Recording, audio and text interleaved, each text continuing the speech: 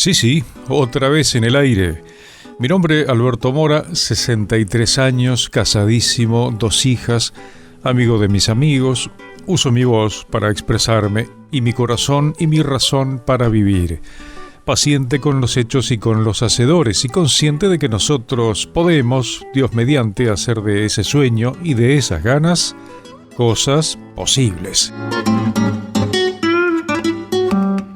Hola, ¿qué tal? Bienvenidos. Aquí estamos. Esto es Cosas Posibles, un rato de reflexión, de pensar un poco, de enterarse de algunas cosas que tal vez no toman demasiado estado público, al menos no en la magnitud que uno considera que deberían ser, y destacando algunas realidades que son deliberadamente soslayadas, dejadas de lado. No importa, porque tal vez no venden, porque tal vez son soluciones a largo plazo y hay gente que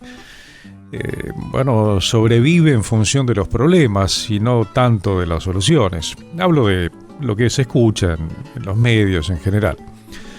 No es que acá solamente se hable de cosas lindas, no, pero no hay duda que conocer algunas cosas que suceden es una parte. Conocer pensando en las soluciones, es decir, cuánto me toca a mí de la solución o de lo que se puede hacer. Y, por supuesto, una invitación a no quedarse solo ni buscar socios solamente para quejarse. Hay mucha gente que le encanta eso, ¿no? Cuando estás en la cola de espera de un banco, de un medio de transporte, o en un medio de transporte, o en cualquier lado, y uno se va cruzando con gente que anda buscando socios para quejarse. Parece como que la única manera de entablar un diálogo con alguien pasa por eso. Uf, qué calor, qué frío, qué terrible. Bueno, los colectivos. ¿Y ahora qué? Es una especie de tradición. La verdad que yo no sé qué es lo que pasa en otros lados del mundo, si esto siempre es así. La verdad que no lo sé. Que lo que motiva a veces una charla ocasional no sea algo lindo, no sea algo bueno, no sea algo entusiasmante, motivador. A veces sí, parece, ¿no? Esa especie de complicidad cuando una persona vio algo y se da cuenta que otro también lo vio y que fue simpático. Perro, gato, niño que hace algo. Entonces por ahí puede aparecer. Pero en líneas generales nos encontramos con esa especie de vocación de queja, digamos, empezar a tratar de tener una conversación, pero solamente porque, esto que estamos viviendo es desagradable, ¿no? Es mucho calor, que es la lluvia, que es la espera, que son los impuestos, aunque por supuesto son cosas válidas y ciertas, ¿no? No es un invento, no es una noticia falsa, una fake news. Esta también vocación de mencionar a las cosas por su nombre en inglés, compramos, absorbemos, creo que es aseguraría que es la única cosa que me cae como acertada de León Gieco, con aquello de, no me acuerdo cuál era la canción en la que dice somos un país esponja, ¿no? Entonces, bueno, más allá del país, no somos todos iguales, el país no está hecho de personas que piensan y se mueven igual, pero en general uno podría decir que el porteño sí, tal vez un poco más. ¿Esponja en qué sentido? Tomamos y compramos y hablamos, nos dejamos llevar, incorporamos palabras que no tienen mucho sentido sostenerlas en lo cotidiano. Algunas cosas son difíciles de decir en castellano y están impuestas, tienen que ver con la tecnología. A veces es complicado salirse del inglés, por ejemplo. Pero compramos esa especie de vocación de hablar cortito, de cortar las palabras innecesariamente, de ahorrar tiempo para llamar a las cosas de un modo más breve, más ágil, como que parece insoslayable en algunos lugares comerciales decir sale o buen fin de. No sea cosa que gastemos demasiado tiempo diciendo semana, o pongamos en venta o oferta o cosas por el estilo, ¿no? Ahí juntamos las dos cosas que nos andan pasando habitualmente y que hay que ser un poco cabeza dura para esquivarle el bulto a todas estas cosas, ¿no? Y hablar como más o menos corresponde. A nosotros nos puede llevar un poco más de tiempo, de trabajo, sacarnos eso de encima, porque, bueno, nos pasa por encima esta forma de comunicación. Lo que no cierra mucho, o que en tal caso hay más tiempo, más posibilidades, es cuando una empresa, un comercio, un Estado le da nombre o habla de ciertas cosas. No necesariamente hay que venirse abajo en el idioma y hablar mal, porque, bueno, la sociedad habla mal, si hablas bien no te van a entender. Bueno, no es tan así. Pasó con el tema de la pandemia, ¿no? Aquello de comprar para llevar, ¿no? Y no era comprar para llevar. Había que usar lo que una parte de la población usaba. Digo una parte porque muchos no entendieron esa manera que se anunciaba como parte de las medidas que había puesto el Estado para no quedarse en un lugar público. Entonces voy a esto. Cuando el Estado o cuando las empresas utilizan la forma de comunicar, sus servicios, sus productos o lo que fuera, o la forma de pago, no es, creo, imprescindible dejarse llevar tan dócilmente por un idioma extranjero. A veces sí, a veces no. Sobre todo por esto de que esto se termina impregnando en la manera de comunicarse de la gente y se va perdiendo mucho de lo que es nuestro riquísimo idioma. No significa cerrarse, no significa después no entender nada, ¿no? Sin llegar a esto que tal vez en algunos casos es un poco extremo. Bueno, los tiempos cambian. Me acuerdo cuando en algún tiempo se hablaba del tema del doblaje extremo de España, en donde todo tenía que estar doblado al castellano. Entonces mucha gente decía que no conocía la voz de los actores, entonces todos hablaban en español. Las películas debían ser de algún modo traducidas, dobladas, por una imposición del Estado. Bueno, yo creo que el doblaje es, inclusivo, que permite mucha más cantidad de palabras que el subtitulado. Hay un recorte inevitable de la cantidad de mensajes, porque lo que entra en el subtitulado es menos de lo que entra en el doblaje. La otra, hay mucha gente que no puede leer, tal vez tan rápido. Bueno, hay como una discusión eterna en este sentido. Pero independientemente de esto, sin llegar a ese extremo, creo que hay actores que tienen una voz muy característica y expresiva y merecen ser escuchados en su idioma original, con, insisto, las dificultades del recorte de información inevitable en el subtitulado. Pero sin llegar a esto, que se están enganchando un tema con otro, hay algo que pasa por la manera en la que uno se mueve en la propia casa o en la vida cotidiana, en donde uno le va dando permiso, demasiado permiso, a términos que se pueden decir en castellano. Hay gente que habla diciendo que hay que, por ejemplo, ayornarse.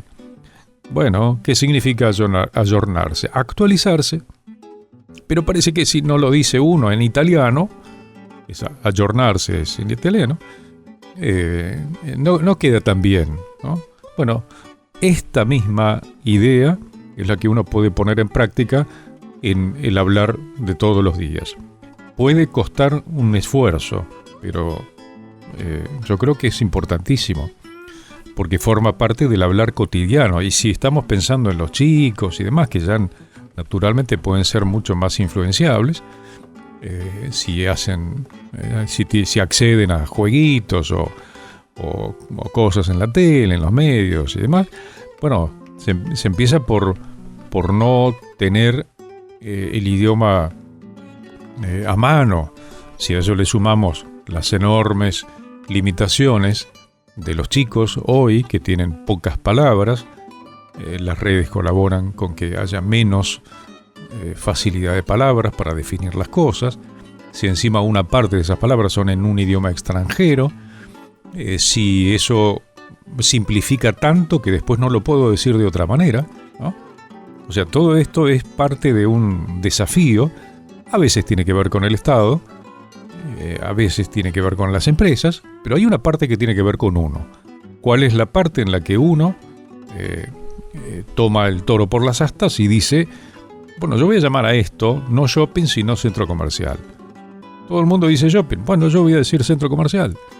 Y no está mal, era como lo decíamos antes. No voy a decir parking, voy a decir estacionamiento. No voy a decir bus, innecesariamente.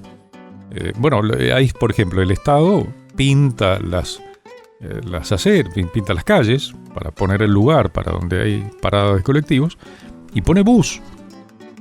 Pero pone bus, sería más o menos lógico en lugares turísticos en la ciudad de Buenos Aires, por cosmopolita y visitada que es, pero no sé si tiene tanto sentido poner bus en un barrio o en un lugar del conurbano, ¿no? ¿Podrá haber turistas? Sí, pero no es eso, es la simplificación. Antes no había esto.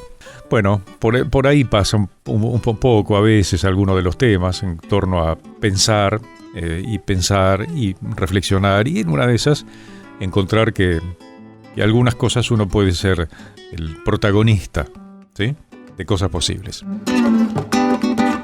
Porque no todo está perdido. Cosas posibles. En Fundación Vivienda Digna sabemos que muchas cosas que sirven pueden quedar olvidadas en casa. Por eso te invitamos a dejar ir eso que no usás y donar muebles, materiales de construcción y electrodomésticos que todavía estén en buenas condiciones. Entrá en viviendadigna.org.ar y dona ahora. El retiro es gratuito en tu domicilio. La Argentina sale a las calles por los niños por nacer. El sábado 28 de marzo se realiza en Buenos Aires una nueva edición de la Marcha por la Vida. Miles de familias, jóvenes, estudiantes, profesionales, comerciantes, hombres y mujeres convencidos de que la vida debe ser protegida siempre, se reunirán a las 14 en la Plaza Italia para marchar con entusiasmo hasta la Facultad de Derecho. Súmate a esta nueva edición de la Marcha por la Vida. No faltes. Sí a la vida siempre.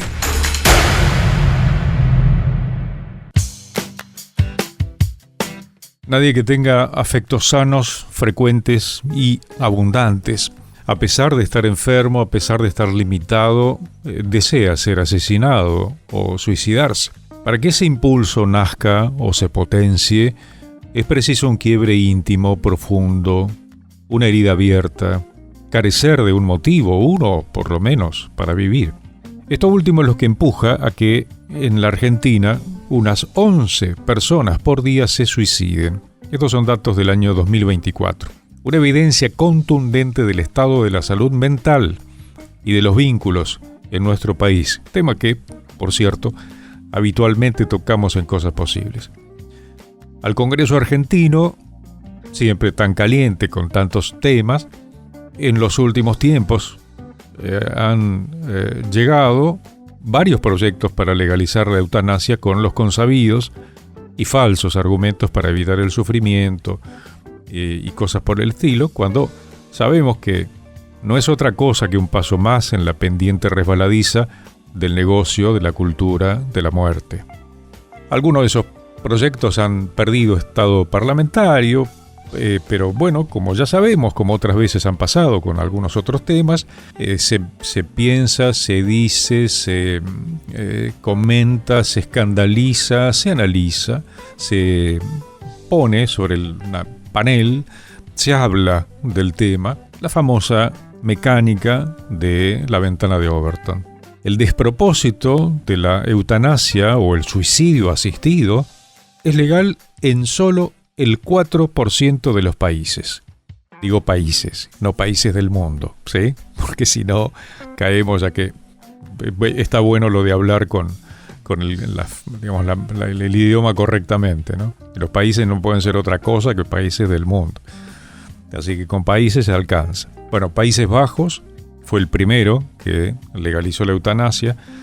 Bélgica, Luxemburgo, Canadá, Colombia, España, Nueva Zelanda y Uruguay. En Canadá, el país que suele citarse como modelo de economía y desarrollo, la eutanasia se ha llevado la vida de 76.000 personas desde el año 2016. 26 muertos por día. En 2024, la tercera parte de las personas fallecidas por eutanasia en ese país tenían alguna discapacidad. Y 1 de cada 4 eligió la inyección letal debido a la soledad.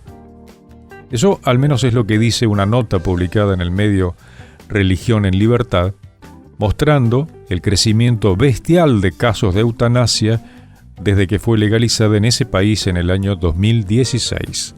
En ese país, al igual que en la Argentina y otras naciones, la destrucción de un sano entramado social, la pérdida de buenos valores y la aparición de proyectos de éxito solo basado en cuestiones materiales, empuja a un sinsentido de la existencia, cuyas consecuencias nunca pueden ser buenas. Canadá publicó el informe anual sobre la eutanasia, que en el año 2024 dice que fallecieron mediante la denominada asistencia médica para morir, la cumbre del eufemismo, ¿no? 16.499 personas, un 6,9% más de las que murieron en el 2023. Desde la legalización de la eutanasia, el aumento porcentual en Canadá ha sido del 1.520%, una cifra monstruosa que debería servir de advertencia a los que quieren una ley de buena muerte en la Argentina. Desde que en Canadá se aprobó en 2021 la ley C7 que garantiza el acceso a la eutanasia incluso a las personas cuya muerte no es razonablemente previsible, el número de personas con discapacidad asesinadas con la ayuda de este recurso ha aumentado en forma desmesurada. Si bien la eutanasia se aprobó en Canadá bajo el argumento de aliviar el sufrimiento de los enfermos, el dolor no es la causa que lleva a los canadienses a solicitarla. Es decir, la persona lo tiene que solicitar. Están las causas, se conocen, lo que cada uno ha dicho, ¿no?, de esa cantidad enorme de personas. Uno, como primer motivo, ¿no?, para pedir que lo maten a uno, la pérdida de la capacidad para realizar actividades significativas. El segundo motivo, pérdida de la capacidad para realizar las actividades más comunes de la vida diaria. El tercer motivo es la pérdida de independencia. El cuarto, la pérdida de dignidad. El quinto motivo, malestar emocional, ansiedad, miedo y sufrimiento existencial. Y el sexto motivo por el cual la gente pidió que lo maten en Canadá fue el dolor. El punto de esto es lo que tantas veces yo he comentado y lo puede comentar cualquiera que está en tema. Hoy la ciencia tiene recursos muy efectivos para mitigar el dolor. Pero además hay otros componentes, en los cuidados paliativos me refiero, que es, no pasa solamente por el dolor físico. La persona puede sentirse mal de muchas maneras. Y muchas de esas cosas se pueden resolver. Hay situaciones a las que uno llega, enfermo, tal vez mayor. La eutanasia no solamente se habla de personas ancianas, pero sabemos muchas veces que la ancianidad y la enfermedad van de la mano, el deterioro del cuerpo. Pero el deterioro de un modo extremo. Ser viejos por sí mismos solamente no, ahí no está el problema.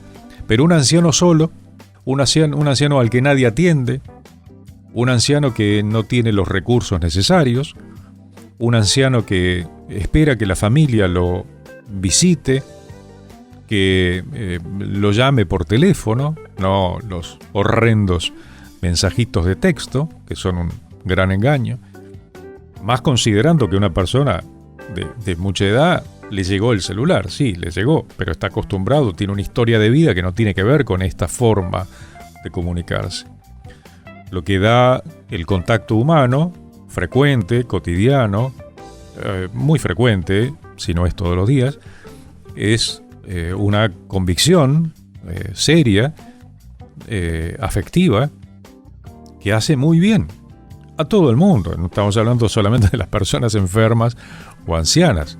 La vida de relación real, concreta, la familia, los amigos, los afectos, ¿no? Puede ser que alguien llegue a la ancianidad solo, sin familia. Y esto además va a ocurrir y mucho, porque con tanta gente que decide no tener hijos, indudablemente va a terminar llegando a viejo sin familia. Es decir, no va a tener un marido o una esposa, tampoco va a tener un hijo, tampoco va a tener nietos, tampoco va a tener sobrinos.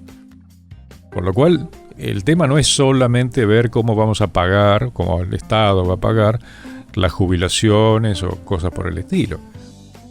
Hay una realidad que no la va a poder tocar el Estado y que requiere de la sociedad civil, las organizaciones que pueden asistir a personas mayores. Personas mayores que llegarán con las nanas propias de la edad mayor. En algunos casos llegarán bárbaros a los 70 y tantos, 80, 90, y otros llegarán con muchos problemas. Entonces, pero uno de los problemas más serios que no lo arregla ningún medicamento es la soledad. Y no solo la soledad de estar solo, sino la soledad de estar ignorado. Un sobrino, un hijo que no está, porque, bueno, está ocupado de otras cosas.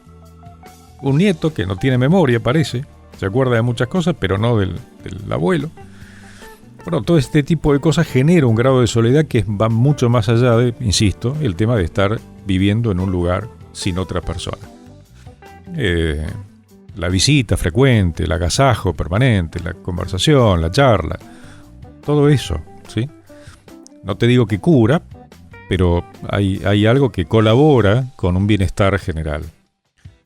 Las leyes, yendo un poco al punto, tienen, como se sabe, una faceta educativa de la sociedad. Cuando una ley autoriza algo, eso que autoriza está bien, es bueno. Y cuando una ley declara que algo está prohibido, eso que prohíbe está mal, es nocivo.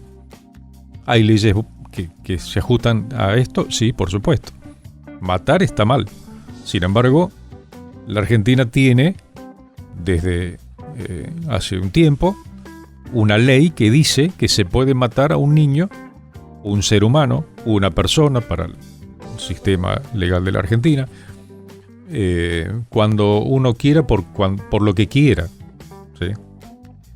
Del riesgo, no riesgo, no, simplemente no lo quiero tener, ¿no? Y listo, ya está. O sea, hay una ley que dice que matar está bien, es decir, que vos tenés derecho y como nadie me lo puede impedir, entonces impedir está mal. Eso dice la ley. Y decirme que no lo haga está mal. Está el tema de las consejerías y que puede alguien intentar, pero en general sucede esto. Nadie se mete con ese tema, entonces de algún modo se va enseñando a las personas a eso, que matar a un niño porque no es el momento, porque tengo unos cuantos, porque no sé quién es el padre, porque qué sé yo, o porque yo no me pienso hacer cargo de ese hijo, o cosas por el estilo, ¿sí? Porque para ser madre hay que querer ser, ¿no? Una cosa así. Bueno, no. Entonces, ¿a qué voy? La faceta educativa de las leyes son las que terminan moldeando a la sociedad. Si se avanzara en la Argentina algún proyecto de esos que han ingresado al Congreso con el tema de la eutanasia, se estaría enseñando que matar a un anciano, que matar a un enfermo, además de que matar a un niño, está bien, que es bueno, que hay derechos, que si la persona quiere, ahí está. Que si yo no lo quiero al niño, está bien. Que si el señor dice no tengo a nadie, bueno, está bien. Esa sería la enseñanza. Entonces, bueno, aunque como con el aborto, algunos van a argumentar que el que no quiere hacerlo no está obligado. O sea, no es obligatorio pedir la eutanasia. Como, no es obligatorio pedir aborto. Pero se abre una puerta a la sociedad que descarta, que desatiende, que deja de lado, que tira a la basura, que mata. una muerte provocada a demanda. Y eso no hace otra cosa que también provocar vacío, declive. Los que creen estar del lado justo y comprenden que en la Argentina hay muchos problemas muy serios y muchos más complejos que los económicos, no deberían mirar para otro lado. En el caso de cuidados paliativos, estará bueno saber que existen, estará bueno investigar, preguntar, acceder a ellos, hablar con el médico, para el anciano, para el enfermo, para el que uno conoce, y también para uno mismo, si a uno le toca. Por supuesto, fortalecer los vínculos familiares y sociales, ¿sí? Evitar por toda vía esto que menciono que va a pasar. Ancianos solos, ancianos enfermos solos, sin familia. Algo deberá hacer la sociedad, lo que hagan en otros países, tema de ellos, pero está pasando exactamente lo mismo. Entonces, como sociedad, cada vez un poco peor, en tanto nos parezca que haya algunos que merecen vivir y otros que no merecen vivir. Palabras claras, ideas y soluciones. Cosas posibles. Hoy es 11 de febrero, hoy es el día en el que se puede recordar un invento fabuloso, el del barco a vapor. Fue responsable Robert Fulton en 1809, fue cuando lo presentó. Esto fue un cambio sumamente importante. En 1847, hablando de cambios, nacía el inventor Thomas Alva Edison. Ahí nacía en Ohio, en Estados Unidos de América. Hay algunas cosas controvertidas de Edison, pero hay algunas que, hay que sacarse el sombrero por los méritos de un inventor. En 1858, la Virgen María se le aparece por primera vez a Santa Bernadette en Lourdes. Por eso, hoy es el día de Nuestra Señora de Lourdes. En 1776 nacía en Buenos Aires el sacerdote Saturnino Segurola, de la calle Segurola, que seguramente muchos se identifican en la ciudad de Buenos Aires y en otros lados también. Estudió en el Real Colegio de San Carlos y filosofía con Mariano Medrano. Se doctoró en la Universidad de San Felipe en Santiago de Chile y fue, esto es un dato interesante, el introductor y propagador de la vacuna antivariólica. Esto fue algo realmente muy meritorio.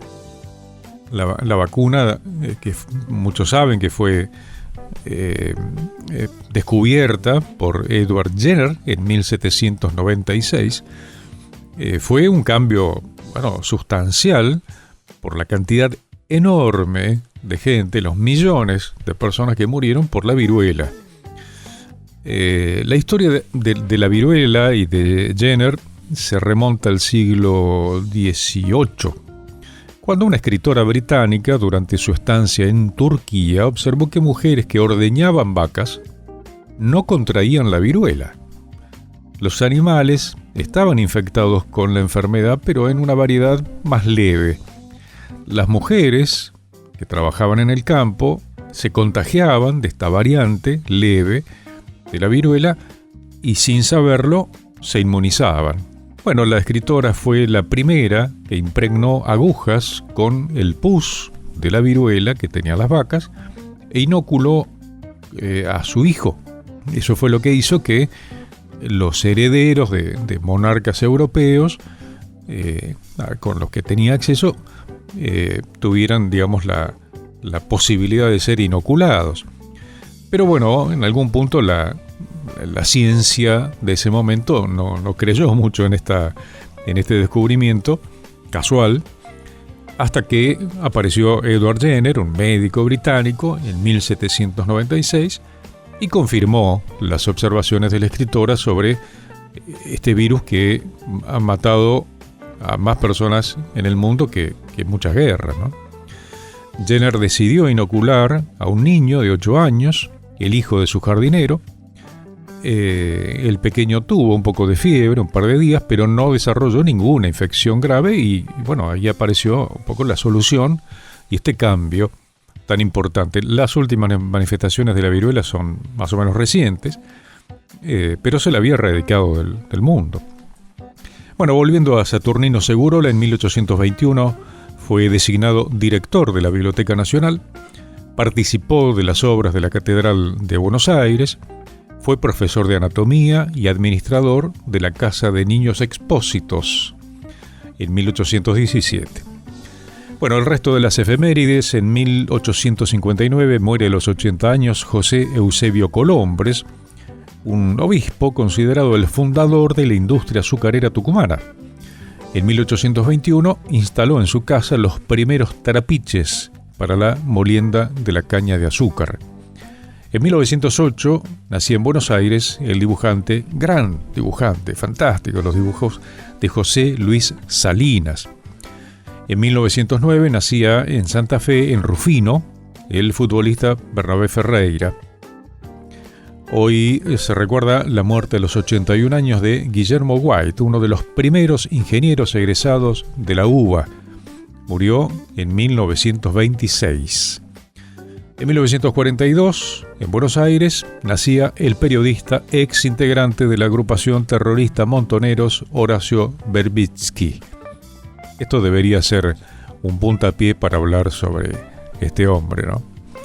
Pero sigamos. En 1956 se aprobaba en Bolivia la ley que da el derecho a voto a los indígenas, a las mujeres y a los militares.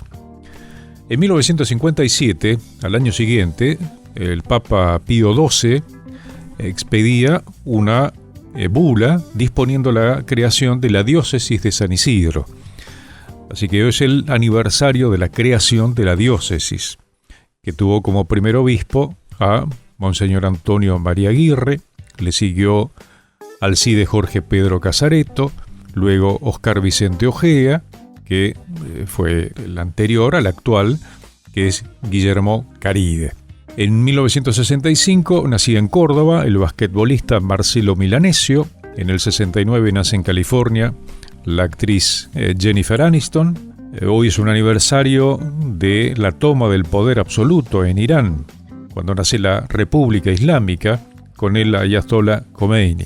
Y un par de hechos: en 1984 el transbordador espacial Challenger aterriza en Cabo Cañaveral tras 11 días de permanencia en el espacio.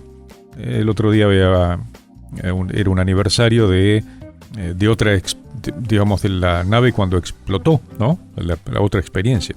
Y finalmente, en el año 2012, el 11 de febrero, moría a los 48 años y a consecuencia de sus adicciones, básicamente por la manera en la que murió, pero ya había tenido muchos problemas con eso, la cantante estadounidense Whitney Houston.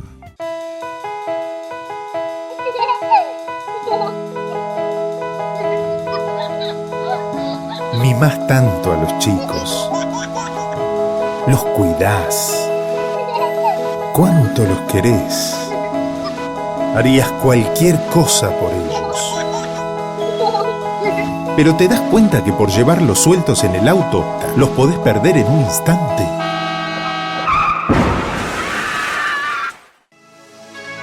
Los chicos siempre atrás, en sus sillas especiales, con cinturón de seguridad.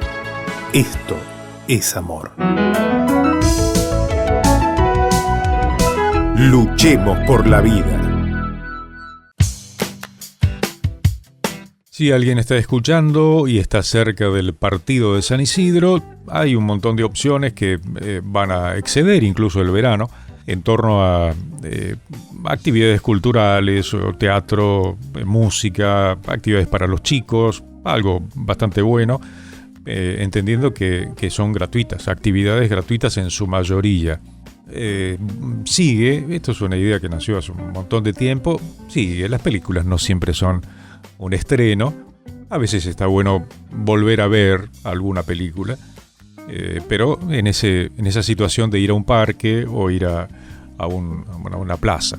Así que hay cine al aire libre, van a dar en lo que resta de la programación Intensamente, es una película de dibujos animados del año 2015, van a dar E.T., el extraterrestre, película un clásico, pero aparte muy vieja, pero está buena, más allá de que uno se acostumbró a los efectos especiales de la modernidad y aquello que uno ve en las películas de los 80 o antes, se le notan las costuras, ¿no? Pero bueno, está bien.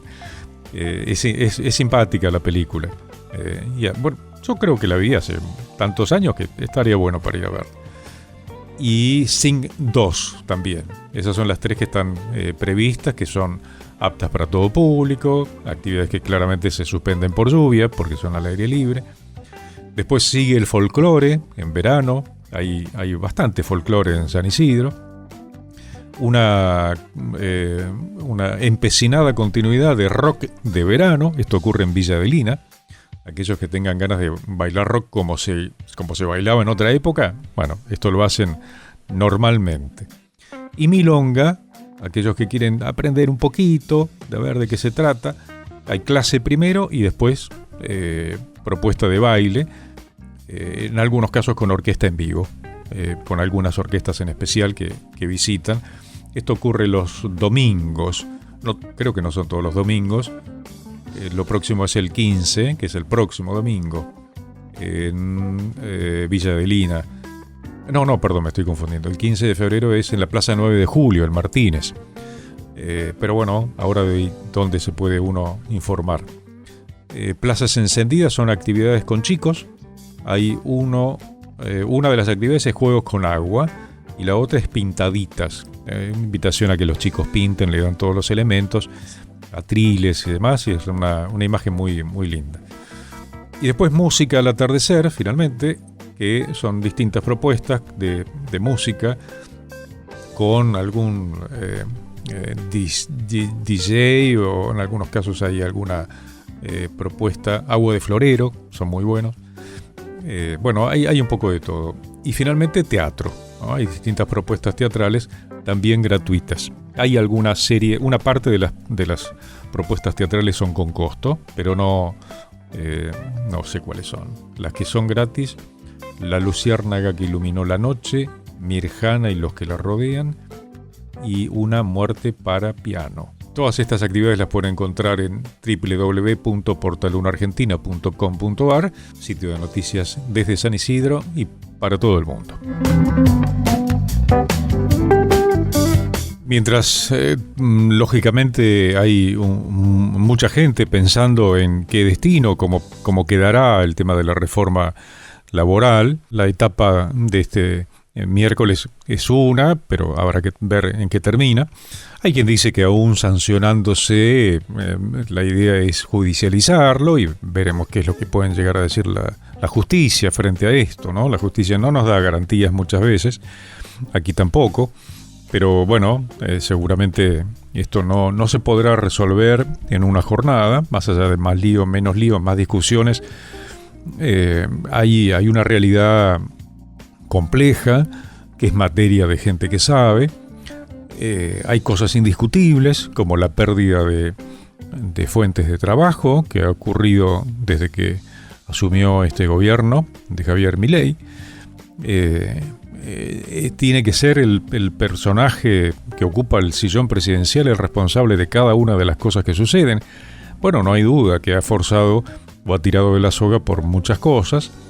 El Congreso dirá lo suyo, pero hay parte de las políticas que, por lo menos hasta el momento, aunque alguno diga, bueno, pero hay que esperar, y sí, hay mucha gente que le cae bien el gobierno y que dice que hay que esperar, hay que ver cuál es la realidad de cada uno y desde qué lugar lo está diciendo. Es cierto que hay muchos inconvenientes con respecto a los juicios, ¿no? Esto que se define, creo que bastante acertadamente, como la industria del juicio, con lo cual decimos, bueno, la justicia está en el medio, ¿no? No solo aquel empleado que, abogado mediante, hace un reclamo por, bueno, sí, pero también está la justicia de por medio y cuáles son las normas y cuáles son las decisiones.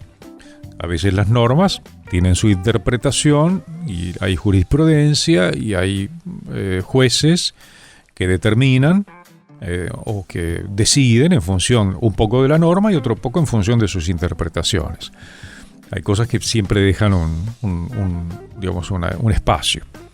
Pero bueno, volviendo a esto, es cierto que para una persona que ha contratado a alguien y que después de 3 meses le hacen un juicio y le generan un problema muy serio, conozco, como todo el mundo, casos de esa clase, eso amedrenta y lo que hace es tener muchos reparos para contratar personas, muchos. Esto es una parte de los obstáculos. La otra parte de los obstáculos son todas las dificultades que generan los impuestos. La cantidad enorme de impuestos que tiene que afrontar una empresa más grande o más chica y que termina siendo una carga tan grande que limita todo, ¿no? Hablemos de cierta nobleza o de ciertas buenas intenciones, con la mejor de las intenciones. Y el otro tema de los gremios, hay mucha gente que mira con recelo la actividad de los gremios, el sindicalismo. Hay motivos para dudar, por supuesto, pero por otro lado, la asociación entre pares es algo absolutamente legítimo. Y si esa asociación entre pares permite que alguien, tenga defensa ante una ley o ante medidas o ante acciones no del todo nobles de parte del empleador, bueno, bienvenido que uno tenga, a quien recurrir, ¿no? Antes de un abogado, por lo menos, un gremio. Pero bueno, es un tema realmente muy, muy complejo. Ahora, hay quien dice, creo que con bastante sentido, que una ley, si esto termina ocurriendo, más allá de los pasos de este día, no va a generar automáticamente fuentes de trabajo, que este es un poco el fondo de la cuestión, ¿no? Que puedan abrir empresas, que puedan desarrollarse, que se pueda contratar más, que haya mayor consumo, entonces el Estado recaudará y toda la máquina se pone en funcionamiento.